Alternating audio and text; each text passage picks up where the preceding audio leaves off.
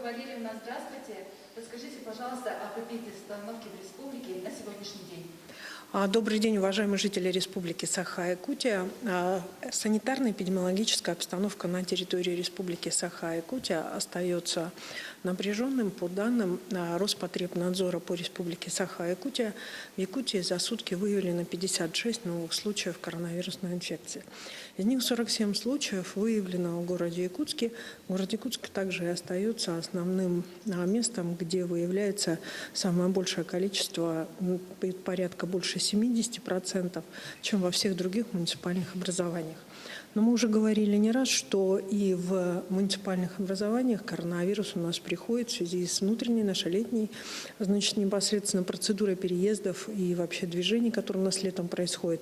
И на настоящий момент у нас зарегистрированы случаи новой коронавирусной инфекции за последние сутки в Алданском, в Амгинском и Абыйском районах, в Хангаласском, Мегино-Кангаласском и Чурапчинском.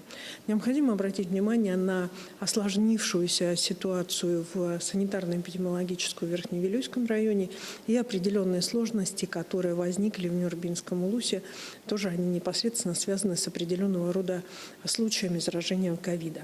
Все оперативные штабы районные и республиканские работают в том же режиме, как работал и ранее, и, соответственно, лица Роспотребнадзором выявляются, изолируются, но уже медицинские организации оказывают соответствующую медицинскую помощь. К сожалению, за последние сутки у нас зарегистрирован один летальный случай, и, соответственно, сегодня наши медики, безусловно, делают все для того, чтобы этих летальных случаев было как можно меньше, и, соответственно, количество людей, выздоровевших, больше.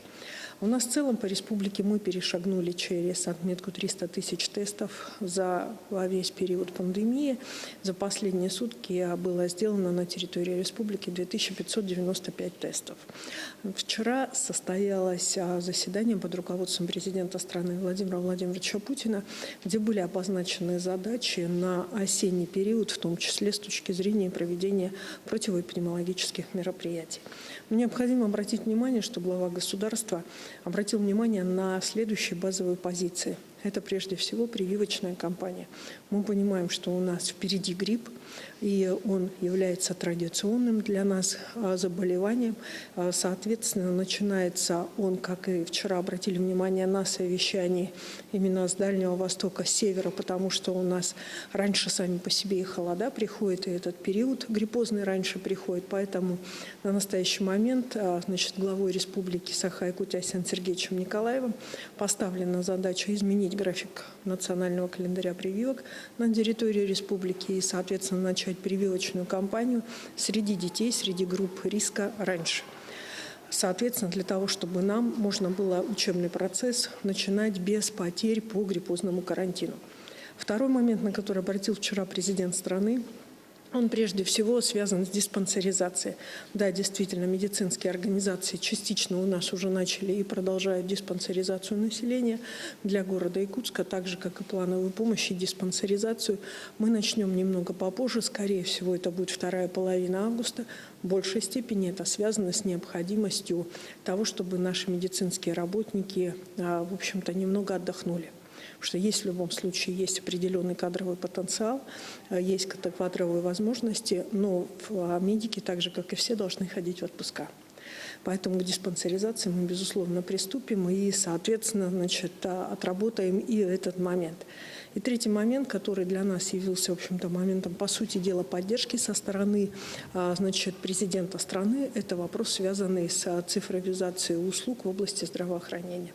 С 2017 года на территории Республики Саха-Якутия действует программа «Облачная поликлиника». В связи с ковидом мы существенно обновили контент самого по себе, самого этого приложения.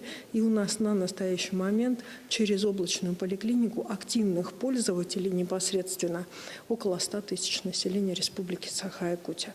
Облачная поликлиника у нас не дошла еще только до Арктики и до Кобяйского района. А так в целом, сегодня скачивается приложений в неделю порядка 500 приложений. И, соответственно, люди, которые находятся в обсерваторах, люди, которые находятся на амбулаторном лечении. И подспорьем облачная поликлиника стала тем, кто непосредственно имеет хронические заболевания.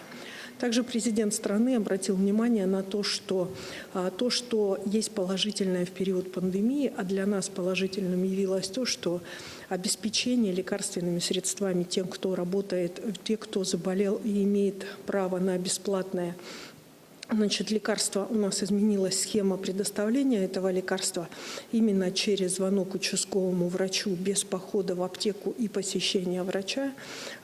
Соответственно, бесплатное лекарство доставляется через контакт с участковым врачом. Оно является позитивным, мы его дальше будем непосредственно продолжать.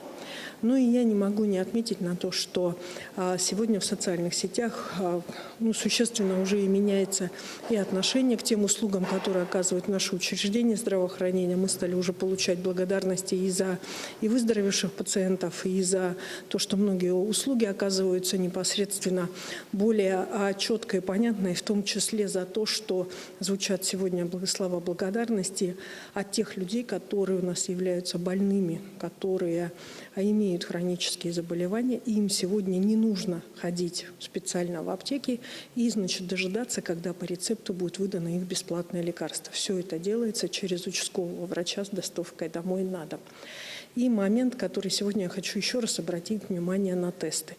Вновь в социальных сетях появилась информация по поводу того, что у нас являются недоступными тесты по нашей, непосредственно методике, которая сегодня утверждена Минздравом Российской Федерации. А те лица, которые у нас подлежат госпитализации, в обязательном порядке проходят тестирование. Просто-напросто необходимо работать со своим врачом, а если есть, такие случаи, когда перед госпитализацией требует соответствующего, теста, не предоставляя такую услугу в услугах государственных учреждений здравоохранения, сразу давать звонок на контактную линию, которая продолжает работать в Министерстве здравоохранения Республики Саха-Якутия. Ну и, конечно же, как всегда, здоровья всем.